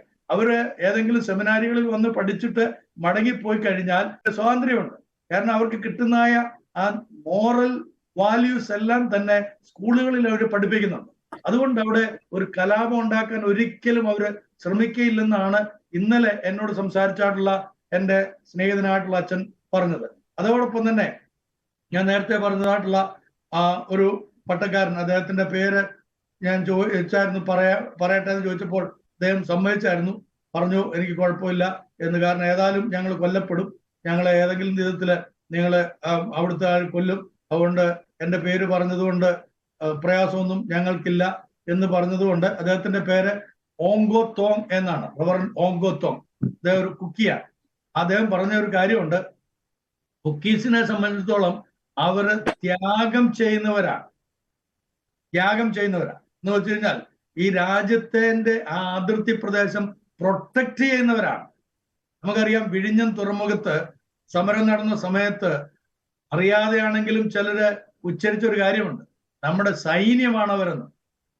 സൗത്ത് ഇന്ത്യയിലെ പ്രത്യേകിച്ച് തിരുവനന്തപുരത്തേക്ക് ആക്രമണങ്ങള് വിദേശ രാജ്യങ്ങളിൽ നിന്ന് വരാത്തതിന്റെ കാരണം ആ വിഴിഞ്ഞം ഭാഗത്ത് താമസിക്കുന്നതായിട്ടുള്ള മുക്കുവ സഹോദരങ്ങൾ അവരുടെ തന്മയത്വം കൊണ്ടാണ് ഇവിടത്തേക്ക് നുഴഞ്ഞുകയറ്റം നടക്കാത്തതും മയക്കുമരുന്നുകളും മറ്റും വരാത്തതെന്ന് അറിയാതെയാണെങ്കിലും ചില യാഥാർത്ഥ്യങ്ങൾ ചില മന്ത്രി പുങ്കുവന്മാരൊക്കെ പറയുകയുണ്ടായി. അപ്പൊ അതേപോലെ നമ്മുടെ അതിർത്തിയെ കാക്കുന്ന കാവൽക്കാരാണ് അവര്. ഈ രാജ്യത്തോട് 100% കൂറു പുലർത്തുന്നവരാണ്. അവരെയാണ് ഇപ്പോൾ വേട്ടയാടിയിരിക്കുന്നത്. എന്തിനാ? 3 ചോദ്യങ്ങൾ ഇതിനോട് ബന്ധപ്പെട്ട് എനിക്ക് ചോദിക്കാനുണ്ട്. അത് ജോർജ് സാറും അതിന്റെ ഒരു വാല്യുവേഷൻ എനിക്ക് തരണം. ഒന്നാമത്തെ ചോദ്യം, ഇത് ഒരു മതകലാപമല്ലെങ്കിൽ എന്തിന് ചർച്ചസ് വേർ ബേൺഡ്, എന്തുകൊണ്ട് സഭകൾ തെരഞ്ഞു പിടിച്ച് കത്തിക്കുന്നു? മേത്തീസിലെ അച്ഛൻ എന്നോട് ചോദിച്ച ഒരു ചോദ്യമുണ്ട്. മേത്തീസിലെ അച്ഛൻ ചോദിച്ചു, അദ്ദേഹം പറഞ്ഞത്, അതെന്റെ സീനിയർ ആയിട്ടുള്ള അച്ഛനാണ്. അച്ഛന്റെ ഇടവകയിൽ 2000 മെമ്പേഴ്സ് ഉണ്ട്. കഴിഞ്ഞ ഡിസംബറിലാണ് ഒരു പുതിയ പള്ളി പുതുക്കി പണിത്. ഞങ്ങളുടെ വലിയ പിതാവാണ് അവിടെ പോയി, വലിയ തിരുമേനിയാണ് അവിടെ പോയി ആ ചർച്ച് ഉദ്ഘാടനം ചെയ്തത്. ആ ചർച്ച് അവർ ബേൺ ചെയ്ത് എന്തിന്?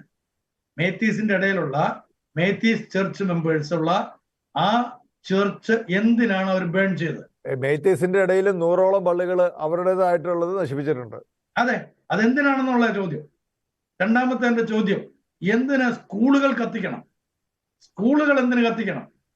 3, സെമിനാരി അടക്കമുള്ള ഒരുപാട് സ്ഥാപനങ്ങൾ കത്തിച്ചെന്ന് മാത്രമല്ല, ഒരുപാട് കന്യാസ്ത്രീകളും അതേപോലെ അച്ഛന്മാരും പീഡിപ്പിക്കപ്പെട്ടു. എന്തിന്? ഇവരാരും തന്നെ, നമുക്കറിയാമല്ലോ, കന്യാസ്ത്രീകൾ ആരും തന്നെ ഒരു കാരണവശാലും ഒരിടത്തും ഒരു കലാപത്തിന് പോകാറില്ല. ഉണ്ടോ? ഇന്ന് വരെ അങ്ങനെ സംഭവിച്ചിട്ടുണ്ടോ? അവരെ പ്രതിഷേധം അറിയിക്കുകയാണ് എപ്പോഴും സഭ്യമായ ഭാഷയിലും ഏറ്റവും ലളിതമായ സുന്ദരമായ രീതിയിലും മാത്രമേ ചെയ്യാറുള്ളൂ. അങ്ങനെയുള്ള സിസ്റ്റേഴ്സിനെ എന്തിനും ഇവരെ ആക്രമിച്ചു? ഈ 3 ചോദ്യങ്ങൾക്ക് സർക്കാരോ അവരെ ന്യായീകരിക്കുന്ന, മേത്തീസിനെ ന്യായീകരിക്കുന്ന, അല്ലെങ്കിൽ ഈ കലാപം സർക്കാർ ആസൂത്രിതമായിട്ട് ചെയ്തതാണെന്ന് പറയുമ്പോൾ അങ്ങനെ അല്ല എന്ന് പറയുന്നവരെ അതിന് മറുപടി തരാൻ ധൈര്യമുണ്ടോ? അതാണ് എന്റെ വാസ്തവത്തിൽ ഈ കലാപത്തിന്റെ തുടക്കം കുക്കീസിന്റെ ഭാഗത്ത് നിന്നായിരുന്നല്ലോ. അങ്ങനെയാണല്ലോ വാർത്തകളൊക്കെ.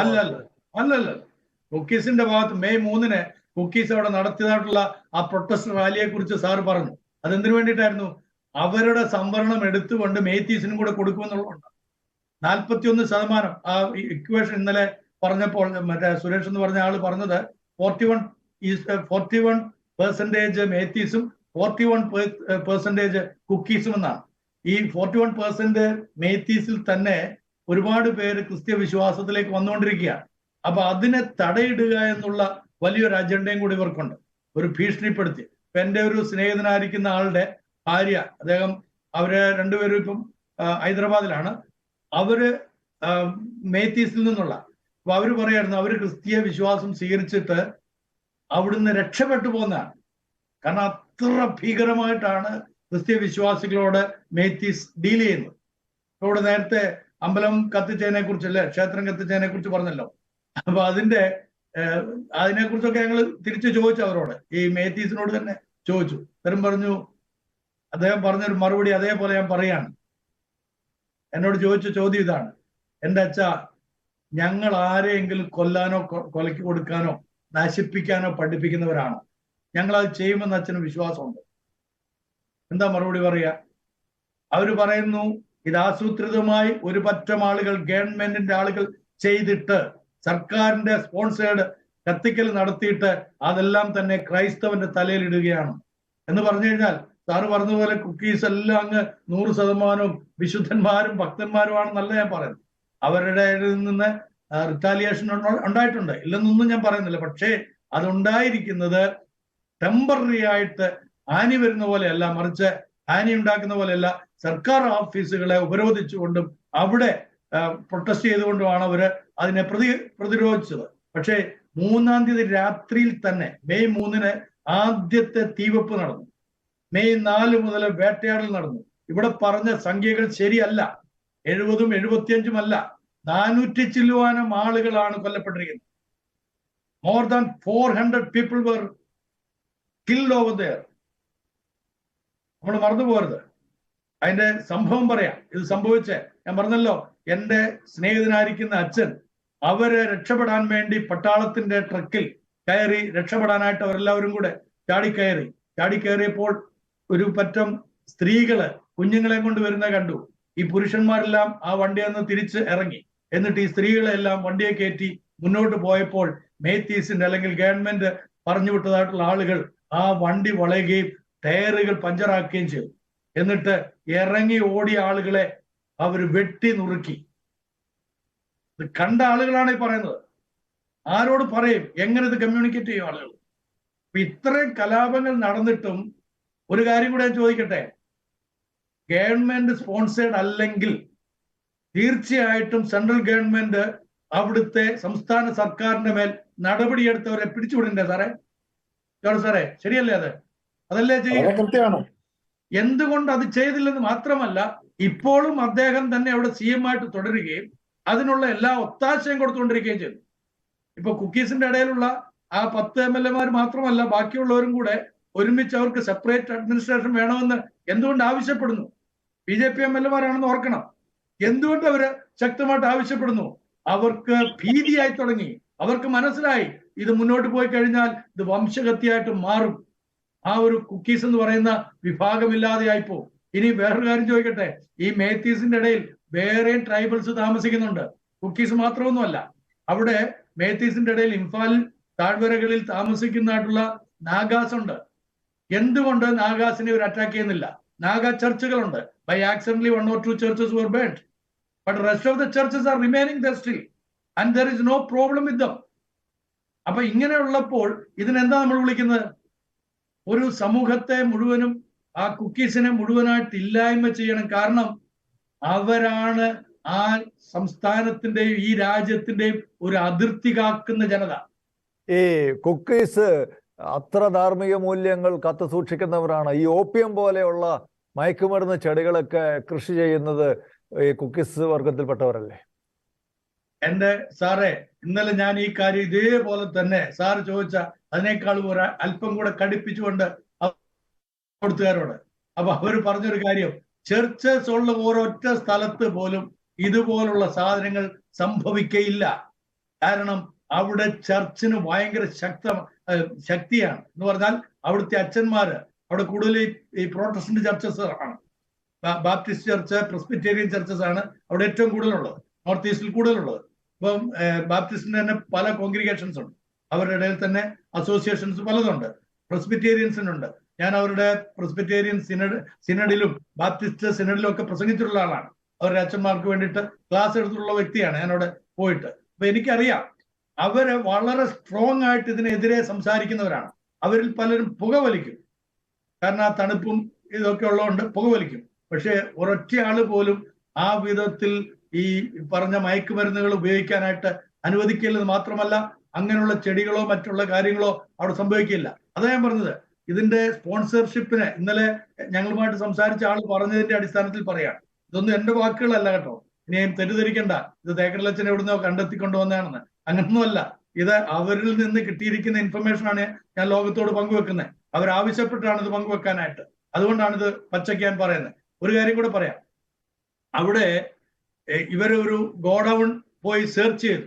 പോലീസ് ടീം, കേന്ദ്ര ഗവൺമെന്റിന്റെ ടീം വന്നിട്ട് ചെയ്തപ്പോൾ അവിടെ ഒരു പറ്റം ചെറുപ്പക്കാര് ഈ സാധനം ഉപയോഗിച്ചുകൊണ്ട് അവിടെ മദ്യം, ഏറ്റവും വിലപിടിപ്പുള്ള മദ്യവും മറ്റും ഉപയോഗിക്കുകയാണ്. ആരുടെയാണ് ഈ ഗോഡൌൺ, ആരാണ് അതിന്റെ പിന്നിൽ എന്ന് ചോദിച്ചപ്പോൾ അവരുടെ ഭരണകർത്താവാണ്. അവരുടെ ഭരണകർത്താവ് സ്പോൺസർ ചെയ്ത് 50 കോടി രൂപയും കൂടെയാണ് അവിടുന്ന് പിടിച്ചിരിക്കുന്നത്. 50 കോടി രൂപ ആലോചിച്ച് നോക്കി. എന്നിട്ടും അത് എണ്ണി തിട്ടപ്പെടുത്തി ഒന്ന് സീൽ ചെയ്യാനായിട്ടോ അല്ലെങ്കിൽ അത് ലോകത്തിന് മുമ്പിൽ കൊണ്ടുവരാനായിട്ടോ അവർക്ക് സാധിക്കുമോ? ഉണ്ടോ ഇല്ലയോ? അപ്പം അവരിത് ചെയ്യുന്ന എന്തിനാണ്? ആ സംസ്ഥാനത്തെ ഇല്ലായ്മ ചെയ്ത് അല്ലെങ്കിൽ ആ ഭാഗത്തെ ഇല്ലായ്മ ചെയ്തിട്ട് അവരുടെ ബിസിനസ് നടത്തണം, പണമുണ്ടാക്കണം, അതിനുവേണ്ടി ചെയ്യുന്നതാണ്. എന്നിട്ട് അതിന്റെ അലിഗേഷൻസ് എല്ലാം കൂടെ ആ പാവപ്പെട്ട ജനത്തിന്റെ മധ്യത്തിലേക്ക് ഇട്ടുകൊടുത്തു കഴിഞ്ഞാൽ അവർക്ക് വളരെ പിലാത്തോസ് ചെയ്ത പോലെ കൈയും കഴുകി സുഖമായിട്ട് പോയി കിടന്നുറങ്ങാം എന്ന് വിചാരിക്കണ്ട. ഓക്കെ, ഞാൻ വളരെ വ്യക്തമാണ്. ഞാൻ തിരിച്ചു വരാം. ശ്രീ ജോർജ് കള്ളിവയലിൽ, ശരിക്കും ഈ നിങ്ങൾ രണ്ടുപേരും പറയുന്നത് ഒരേ കാര്യം തന്നെയാണ്. അങ്ങനെയെങ്കിൽ ഈ തീവ്ര വർഗീയ ഹൈന്ദവ നിലപാടുകൾ അത് സാധാരണ ജനങ്ങളിലേക്ക്, മറ്റ് സംസ്ഥാനങ്ങളിലേക്ക്, മറ്റ് ജനങ്ങളിലേക്കൊക്കെ അവരെ അതെങ്ങനെ ബാധിക്കും? ശരിക്കും ഒരു വിദ്വേഷത്തിന്റെ വിത്ത് സാധാരണക്കാരായ മനുഷ്യരുടെ ഇടയിലേക്കൊക്കെ വിതയ്ക്കപ്പെടാൻ ഇത് കാരണമാവുകയല്ലേ? വേറെ ഒരു സംശയമില്ല. അതുകൊണ്ടാണ് ഞാൻ ആദ്യമേ തന്നെ പ്രിയപ്പെട്ട ഡോക്ടർ ജോൺസൺ തേക്കടയിൽ അച്ഛനോട് പ്രത്യേകം നന്ദി പറയുന്നത്. അദ്ദേഹം ഒരു ചരിത്രകാരനെ പോലെ ഈ സംഭവത്തിന്റെ വിശദാംശങ്ങൾ നമുക്കാർക്കും അറിയാൻ മേലാത്ത ഒത്തിരി കാര്യങ്ങൾ അദ്ദേഹം പറഞ്ഞു. അതുപോലെ ഈ സംഭവം നടന്ന വളരെ സത്യസന്ധവും നീതിനിഷ്ഠവുമായ രീതിയിൽ വളരെ വളരെ വളരെ ഒരു പ്രകോപനവും ഉണ്ടാക്കാതെ അദ്ദേഹം ഇതിന്റെ ഒരു വലിയ ചിത്രം നമുക്ക് തുറന്നു കാണിച്ചു തന്നു. എനിക്ക് പോലും അറിയാൻ മേലാത്ത ഒത്തിരി വിവരങ്ങൾ അതിനകത്തുണ്ടായി. നമുക്കറിയാം, ഇപ്പം ദേശീയ മാധ്യമങ്ങൾ മുഴുവൻ തന്നെ ഒരു കേന്ദ്രം ഭരിക്കുന്ന സർക്കാരിന് അനുകൂലമായിട്ട് മാറിക്കൊണ്ടിരിക്കുകയാണ്. അപ്പോൾ ഇത്തരം വിവരങ്ങൾ അവിടുന്ന് കിട്ടുന്നില്ല. അവിടുന്ന് കിട്ടുന്ന വിവരങ്ങൾ തന്നെ വളരെ വളരെ പിന്നെ പറയുന്ന അരിച്ചെടുത്ത സർക്കാരിന് വലിയ ബുദ്ധിമുട്ടുണ്ടാക്കാത്ത വിവരങ്ങൾ മാത്രമാണ് പുറത്തുവിടുന്നത്. ഇപ്പൊ തന്നെ ഞാൻ ആദ്യം പറഞ്ഞ 73, ആദ്യം പറഞ്ഞ 60, പിന്നെ 71 പിന്നെ 73 ഇതൊന്നും അല്ല മരിച്ചവരുടെ എണ്ണം എന്ന കാര്യത്തിൽ ആർക്കും ഒരു സംശയവുമില്ല. ഇതിന്റെ യഥാർത്ഥ ചിത്രം പുറത്തു വരാനും പോകുന്നില്ല. അത് കോവിഡ് കാലത്ത് നമ്മൾ ഗംഗാ നദിയിൽ ഒഴുകി നടന്ന പോലെയും അല്ലെങ്കിൽ കലാപത്തില്, ഗുജറാത്ത് കലാപത്തിലും കണ്ടമാലിലും ഒക്കെ എത്ര പേര് മരിച്ചു എന്ന് ഇന്നും കൃത്യമായ ഒരു കണക്കില്ലാത്തതുപോലെ, അല്ലെങ്കിൽ ഡൽഹിയിലെ കോവിഡ് കാലത്ത് എത്ര പേരെയാണ് റോഡിലിട്ട് ശവദാഹം നടത്തിയതെന്ന് ഞാൻ നേരിട്ട് കണ്ടതാണ്. ഒരു കണക്കുമില്ല പലതും എന്ന കാര്യവും കൃത്യമായി വന്നതാണ്. പക്ഷെ നമുക്കറിയാം ഇവിടെ ഇതൊക്കെ ഭരിക്കുന്ന സർക്കാരുകളോട് ചേർന്ന് ഭരണകൂട ഭീകരത എന്ന് ഒരു പരിധി വരെ പറയാവുന്ന കാര്യങ്ങൾ അവിടെ ഉണ്ടായിട്ടുണ്ട്. അതുകൊണ്ടാണ് ഞാൻ പറഞ്ഞ, ഞാൻ തന്നെ അവിടെയുള്ള ആദ്യകാലത്ത് ഇത് വിശ്വസിക്കുന്നില്ലായിരുന്നു. കാരണം പിന്നീട് കലാപകാരികൾ എന്ന് പറയുന്ന ഈ മെയ്തേയ് വിഭാഗത്തിലെ വിഭാഗം ആളുകള് പോലീസിന്റെയും പട്ടാളത്തിന്റെയും അകമ്പടിയോടെ അക്രമവും കലാപവും തീവപ്പും കൊള്ളയും നടത്തുന്നത് കണ്ടപ്പോൾ മാത്രമാണ് നമുക്ക് പോലും അത് വിശ്വസിക്കാൻ കഴിയുന്നത്. ഒരു സർക്കാർ നിയന്ത്രിക്കാൻ വിട്ട പോലീസ് അവർക്ക് കൂട്ടുനിൽക്കുകയാണ്. കലാപം അല്ല അക്രമം നടത്തുന്നവർക്ക്, കൊല്ലുന്നവർക്ക്, പള്ളികൾ ആക്രമിക്കുന്നവർക്ക്. അത് പ്രത്യേകിച്ച് കൃത്യമായ ഒരു പ്ലാൻ അതിനകത്ത് കാണാനുണ്ട്. അത് വളരെ വളരെ വളരെ തൽപരമാണ്. അതുകൊണ്ട് തന്നെയാണ് അവിടുത്തെ സർക്കാരിനെതിരെ ഒരു വാക്ക് വേണ്ടിയിട്ടില്ല. നടപടിയില്ലെന്ന് മാത്രമല്ല, അവരുടെ ഭാഗത്ത് വീഴ്ചയുണ്ട് എന്ന് പറയാൻ പോലും ഇവിടുത്തെ ഇന്ത്യ പ്രധാനമന്ത്രിയും കേന്ദ്ര ആഭ്യന്തരമന്ത്രിയും ഇതുവരെ ഒരു കേന്ദ്ര ക്യാബിനറ്റ് മന്ത്രി 3ാമത്തെ ആഴ്ചയിൽ അവിടെ പോയിട്ടില്ല. എന്തുകൊണ്ടാണ് പോകാത്തത്? ഇവിടെ ഒരു സിനിമയെ കുറിച്ച് പ്രതികരിച്ചു. അവിടെ ബജ്രംഗ് ബലിയും രാമ നമ്മൾ അതിലേക്ക് കിടക്കുന്നില്ല. അപ്പോ അത്തരം ഒത്തിരി കാര്യങ്ങളിലേക്ക് പോകാൻ സമയം കിട്ടുന്നവർ, ലോകത്ത് ഉക്രൈൻ നടക്കുന്നത് വരെ മനുഷ്യാവകാശ ലംഘനങ്ങളെ അപലപിക്കുന്ന പ്രധാനമന്ത്രി, സ്വന്തം രാജ്യത്ത് സ്വന്തം ആളുകളെ വെട്ടിക്കൊന്ന് സ്വന്തം ആളുകളെ അവിടെ വലിയ വർഗീയ തീവ്ര മത വിദ്വേഷം പരത്തിയവർക്കെതിരെ ഒരു വാക്ക്, എന്തിന് അവിടെ സമാധാനം ആഹ്വാനം ചെയ്യാനെങ്കിലും ഉത്തരവാദിത്വം അവിടുത്തെ മുഖ്യമന്ത്രിക്കും അവിടുത്തെ രാജ്യം ഭരിക്കുന്ന പ്രധാനമന്ത്രിക്കുമുണ്ട്. എന്തുകൊണ്ട് പ്രധാനമന്ത്രി അത് ഉണ്ടായിട്ടില്ല? ഇതുവരെ അദ്ദേഹം മണിപ്പൂർ എന്നൊരു വാക്ക് പറഞ്ഞിട്ടില്ല. മേരികോമിനെ പോലെ ലോകം ആദരിക്കുന്ന ഒരു കായിക താരം കേണപേക്ഷിച്ച് 2ാം ദിവസം തന്നെ മെയ് 5 അവരുടെ പ്രസ്താവന ഇന്ത്യയിലെ മുഴുവൻ പത്രങ്ങളിലും ടെലിവിഷനിലും വന്നു. ഒരു അനക്കവും ഉണ്ടായില്ല. അപ്പോ ഇവിടെ വളരെ കൃത്യമാണ് ആസൂത്രിതമായ ഒരു കലാപം. അത് 2-3 കാര്യങ്ങളാണ്. ഒന്ന്, ഈ പറയുന്ന മൈത്തേയി വിഭാഗത്തിന് മലയോര പ്രദേശങ്ങളില് 90% വരുന്ന ഗോത്രവർഗ മേഖലയിൽ സ്ഥലം ഏറ്റെടുക്കണം, അവിടെ കയ്യേറണം. 2, മൈത്തേയി വിഭാഗത്തിലേക്ക്, അതൊക്കെയാണ് കൃത്യമായി നമ്മുടെ പറഞ്ഞത്. മൈത്തേയി വിഭാഗത്തിലേക്ക് ഒന്നിനും കൂടുതൽ പേര് ക്രൈസ്തവ വിശ്വാസം സ്വീകരിക്കുന്നത് തടയണം. ഇവിടെ ഇന്ത്യൻ ഭരണഘടന എല്ലാവർക്കും ഇഷ്ടമുള്ള മതവിശ്വാസം തിരഞ്ഞെടുക്കാൻ അവകാശം കൊടുക്കുന്നു. നിർബന്ധിത മതപരിവർത്തനം മാത്രമേ തടഞ്ഞിട്ടുള്ളൂ. മതം, നിങ്ങൾക്ക് മതവും ഭക്ഷണവും നിങ്ങളുടെ വസ്ത്രവും അടക്കം സ്വീകരിക്കാൻ കഴിയുന്ന ഗോത്രവർഗങ്ങൾക്കിടയിൽ അദ്ദേഹം വളരെ കൃത്യമായി തകടല കാര്യം ചൂണ്ടിക്കാണിച്ചു. ഒരു മതവും ഉണ്ടായിരുന്നില്ല. അവര് കൈന്നവരേ ആയിരുന്നില്ല. അവർക്ക് സ്വന്തമായ മതവിശ്വാസമാണ്. അവിടെ അവർക്കിടയിൽ ആദ്യം വന്ന മതം എന്ന് പറയുന്നത് ക്രൈസ്തവ മതമാണ്. അത് തന്നെ നൂറ്റാണ്ടിന് മുമ്പാണ്. ആ നൂറ്റാണ്ടിന്റെ ചരിത്രമുള്ള ഒരു സംസ്ഥാനത്ത് ആണ് ഒരു വിഭാഗത്തിനെതിരെ കൃത്യമായ ഒരു പ്ലാനിങ്ങോടുകൂടി, നമുക്കറിയാം അവിടുത്തെ വിദ്യാർത്ഥി വിഭാഗമാണ്, ഓൾ മണിപ്പൂർ സ്റ്റുഡൻസ് യൂണിയൻ ആണ് അവിടെ ഒരു ട്രൈബൽ ഐക്യദാർഢ്യ മാർച്ചിന് ആഹ്വാനം ചെയ്തത്. അതിന്റെ മറവിൽ അവര് വളരെ സമാധാനപരമായി ഒരു പ്രതിഷേധ മാർച്ചാണ് ആഹ്വാനം ചെയ്തത്, അല്ലാതെ അക്രമമല്ല. അതുവരെ അതിന്റെ മറവിൽ അവിടെ തീവെപ്പും കൊള്ളിവെപ്പും കൊലപാതകവും വളരെ കൃത്യമായി സംഘടിതമായി നടപ്പായിരുന്നു. അതിന് ആസാം റൈഫിൾസിലെ പോലീസ് പിന്നീട് എത്തിയവരും മണിപ്പൂർ പോലീസും കൃത്യമായ ഒരു പിന്തുണ കൊടുക്കുന്നു, അല്ലെങ്കിൽ കണ്ടില്ലെന്നടിക്കുന്നു. സംഘടിതമായി 200 പേര്, 100 പേര്, 50 പേര്, 500 പേരൊക്കെ സംഘടിതമായി പോയാണ്. കാരണം അതിന്റെ പിന്നിൽ ഒരു പ്ലാനിങ് ഉണ്ട്, അല്ലെങ്കിൽ അങ്ങനെ ചെയ്യാൻ പറ്റില്ല. കൃത്യമായ നിർദ്ദേശങ്ങൾ പോകുന്നുണ്ട്. എവിടെ നിന്ന് പോയി എന്ന കാര്യം പറയാൻ ഞാൻ ആളല്ല. പക്ഷേ ഇതൊക്കെ കണ്ടുപിടിക്കാൻ ഉത്തരവാദിത്തപ്പെട്ട സർക്കാരുകൾ തന്നെ, കോടതികൾ തന്നെ സ്വമേധയാ കേസെടുക്കേണ്ടതിന് പകരം കോടതികളാണ് ഇത്തരം കാര്യങ്ങളിൽ അവർക്ക് അധികാരമില്ലാത്തത് പ്രയോഗിച്ചുവെന്ന് സുപ്രീം കോടതി ചീഫ് ജസ്റ്റിസ് അടങ്ങിയ ഡിവിഷൻ ബെഞ്ചാണ് കൃത്യമായി പറയുന്നത്. ഞങ്ങൾ അവിടുത്തെ ചീഫ് ജസ്റ്റിസിന് തിരുത്താൻ സമയം കൊടുത്തു എന്ന് വരെ പറഞ്ഞു. അദ്ദേഹം ചെയ്തത് അധികാരമില്ലാത്തതാണ്, തീർത്തും തെറ്റാണ് എന്ന് വരെ സുപ്രീം കോടതി വിധിച്ചു. അത്തരമൊരു വിധി ഉണ്ടായിട്ട് പോലും ഇതിനെതിരെ ഒരു തിരുത്തൽ, ആ ചീഫ് ജസ്റ്റിസിനെതിരെ നടപടിയെടുക്കാൻ കഴിയുന്നില്ല. നടപടിയെടുക്കാൻ ഉത്തരവാദിത്തപ്പെട്ടവരെ മിണ്ടാതിരിക്കുകയാണ്. അവിടെയാണ് മൗനം എന്ന് പറയുന്നത്. പല കാര്യത്തിലും നമ്മൾ കണ്ടു. അത് കണ്ടമാൽ കലാപമുണ്ടായപ്പോ കണ്ടു. ഗ്രഹാം സ്റ്റെയിൻസിനെ വധിച്ചപ്പോൾ പലപ്പോഴും മൗനമുണ്ടായി. അവരുടെ കുടുംബത്തെ മൊത്തം ഇല്ലായ്മ ചെയ്തപ്പോ തീയിട്ട് വന്നപ്പോൾ നമ്മൾ ഗുജറാത്ത് കലാപം ഉണ്ടായപ്പോ കണ്ടു. പല ക്രൈസ്തവ ആക്രമണങ്ങളുടെ കാര്യങ്ങളിലും ന്യൂനപക്ഷ ആക്രമണങ്ങളുടെ കാര്യങ്ങളിലും ഒക്കെ കൃത്യമായൊരു മൗനം നമുക്ക് കാണാൻ കഴിയും ഭരിക്കുന്നവരുടെ ഭാഗത്ത് നിന്ന്, ഇപ്പോൾ ഭരിക്കുന്നവരുടെ. ഇതിന് പിന്നിലാണ് കൃത്യമായ വർഗീയതയുള്ള തേക്കടയിലച്ഛൻ പറയും. ബാക്കി ഞാൻ ഒരു കാര്യം അതിനകത്ത് പറയാം. ആസൂത്രിതമാണോ ഇല്ലയോ എന്നുള്ളത് കഴിഞ്ഞ ഒക്ടോബറിൽ അവിടുത്തെ ആളുകൾ ഉപയോഗിച്ചുകൊണ്ടിരുന്ന തോക്ക്, ലൈസൻസ് ഉള്ള തോക്ക് എല്ലാം തന്നെ സറണ്ടർ ചെയ്യാനായിട്ട് പറഞ്ഞു. അതിന്റെ കാരണം എന്തെങ്കിലും പറഞ്ഞിരുന്നോ? അവരാരും ചോദിച്ചുമില്ല, ഇവരൊട്ട് പറഞ്ഞുമില്ല. ആ റൈഫിൾസ് എല്ലാം അവര് സറണ്ടർ ചെയ്തു. അതിനുശേഷം 2023 ജനുവരിയിൽ അവിടുത്തെ മുഖ്യമന്ത്രി ഒരു പ്രസ്താവന ഇറക്കുന്നു. ആ പ്രസ്താവന എന്താണെന്ന് വെച്ച് കഴിഞ്ഞാൽ, ഈ മെയ്തീസ് ആവശ്യപ്പെടുന്ന കാര്യം യോജ്യമായിട്ടുള്ളതാണ്, അത് ചെയ്തു കൊടുക്കേണ്ടതാണ്. ഉടനെ തന്നെ ഫെബ്രുവരി അവസാനത്തോടുകൂടെ ഹൈക്കോടതി, സാറ് പറഞ്ഞ പോലെ ഹൈക്കോടതി അതിനു വേണ്ടിയിരുന്ന ഒത്താശ കൊടുക്കുന്നു. അതിനെയാണ് നമ്മുടെ ആദരണീയനായ ഏറ്റവും ബഹുമാന്യനായിട്ടുള്ള നമ്മുടെ സുപ്രീം കോടതി ചീഫ് ജസ്റ്റിസ് വളരെ നിശ്ചിതമായിട്ട് യാതൊരു ഒരു ഇതുമില്ലാതെ കൃത്യമായിട്ട് പറഞ്ഞത്, അങ്ങനൊരു അധികാരം അവിടുത്തെ ഹൈക്കോടതിക്കില്ല, അങ്ങനെ അതിനെക്കുറിച്ച് ചിന്തിക്കാൻ പോലും അധികാരമില്ല എന്ന് പറഞ്ഞത് അല്ലെ. അപ്പൊ ഇതെല്ലാം കൊടുത്തിട്ട് ഈ പ്രശ്നങ്ങളെല്ലാം ഉണ്ടാക്കി, അവിടെ കലാപം ഉണ്ടാക്കി, ഇത്ര പേർ കൊല്ലപ്പെടണമെന്നും അപ്പോൾ ഇന്ന പോലെ സംഭവിക്കണമെന്നും കൃത്യമായ ഡേറ്റ് വെച്ച ഒരു അജണ്ട ഉണ്ടാക്കി ചെയ്തതാണ് ഈ കാര്യങ്ങൾ എന്നുള്ളത് 100% ശരിയാണ്.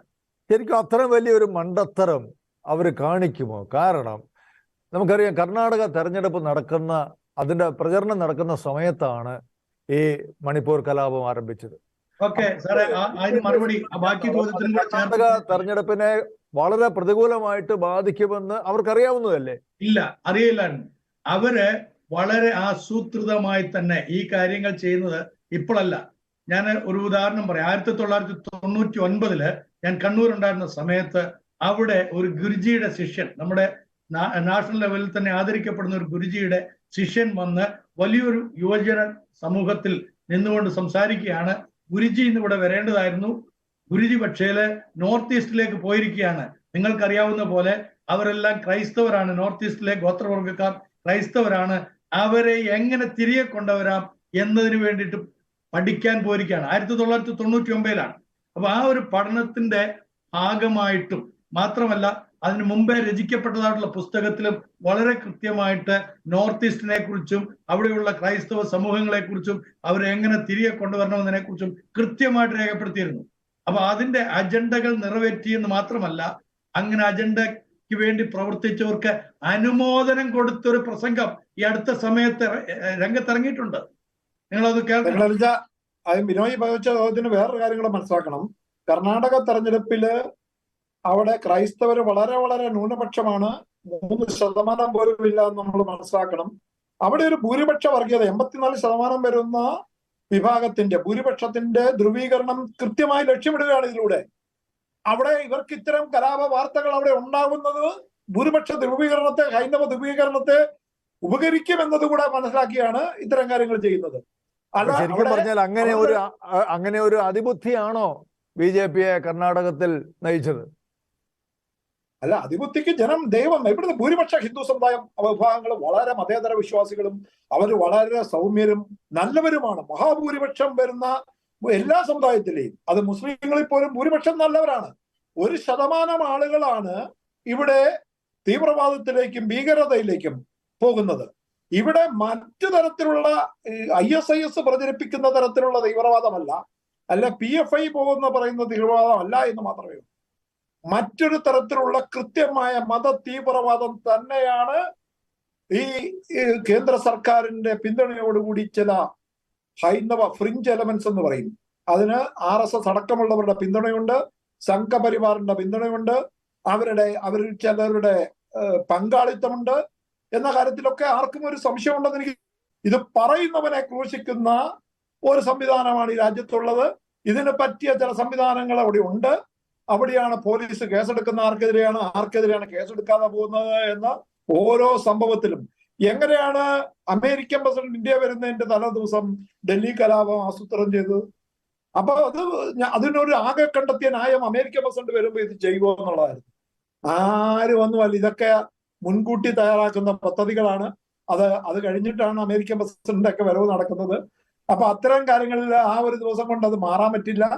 അല്ലെങ്കിൽ അതിനകത്ത് അവര് അത്തരം കാര്യങ്ങളെ ഭയപ്പെടുന്നില്ല, കൂടുതൽ പബ്ലിസിറ്റി കിട്ടും.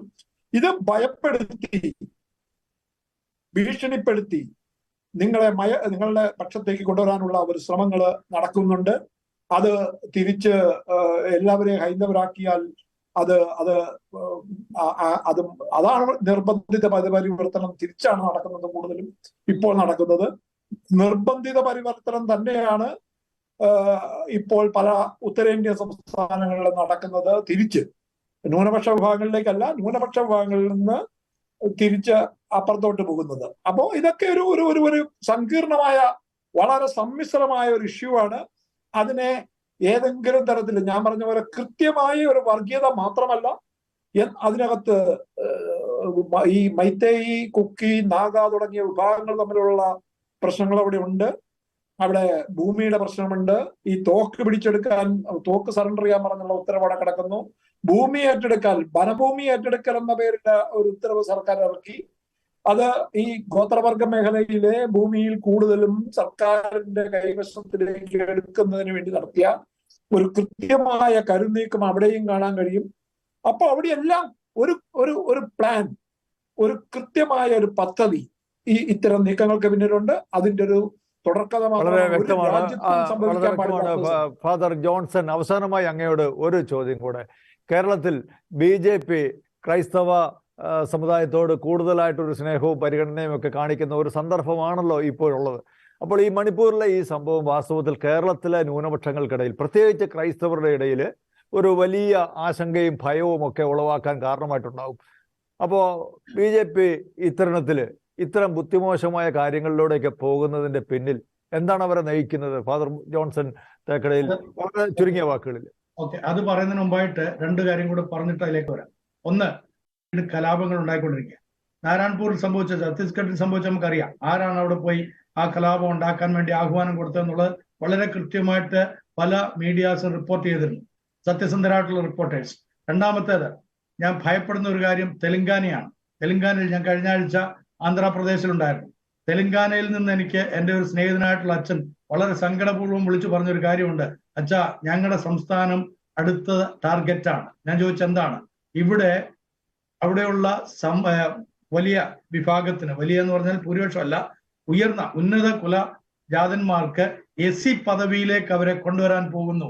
SC കാറ്റഗറി എല്ലാ ബെനിഫിറ്റും അവർക്ക് കൊടുക്കാമെന്ന് ഒരു പ്രധാനപ്പെട്ട നേതാവ് ഇവിടെ വന്ന് പ്രസംഗിച്ചു പോയിരിക്കുന്നു.